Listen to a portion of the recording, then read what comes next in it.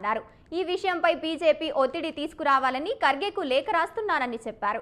July 8 లోపు రాష్ట్ర ప్రభుత్వం అఖిల పక్షాన్ని ఢిల్లీకి తీసుకెళ్తానని, ప్రధాని వద్దకు అఖిల పక్షాన్ని తీసుకెళ్తానని సీఎం ఇంకా తీసుకెళ్లలేదని చెప్పారు. బీసీ రిజర్వేషన్ల సాధన కోసం జూలై 17న రైల్ రోకోకు పిలుపునిచ్చామన్నారు.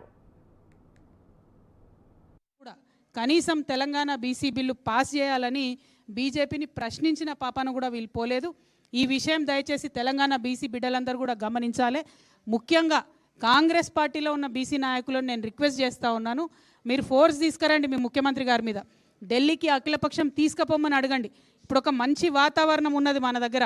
ఇప్పుడు 50% అనేటటువంటి క్యాప్ కూడా పోయి మన రాష్ట్రంలోనే 50% కన్నా ఎక్కువ రిజర్వేషన్లు ఇస్తున్నటువంటి పరిస్థితి ఉన్నది. అన్ని రకాలుగా కూడా కులగణన జరిగిపోయి సిద్ధంగా ఉన్నది. బీసీ రిజర్వేషన్లు ఇవ్వడానికి మంచి వాతావరణం ఉన్నది. ఈ అవకాశాన్ని వదిలిపెట్టకండి. మీరు ఇది వదిలిపెట్టి లోకల్ బాడీ ఎన్నికలు జరపడానికి మీరు సహకరిస్తే కాంగ్రెస్ పార్టీలో ఉండి తెలంగాణ బీసీలకు అన్యాయం చేసినటువంటి వాళ్ళు అవుతారు. కాబట్టి దయచేసి మీ పార్టీలో కూడా మీ ముఖ్యమంత్రి గారి మీద ఒత్తిడి తీసుకురావాల్సిందిగా కాంగ్రెస్ పార్టీలో ఉన్న బీసీ అన్నద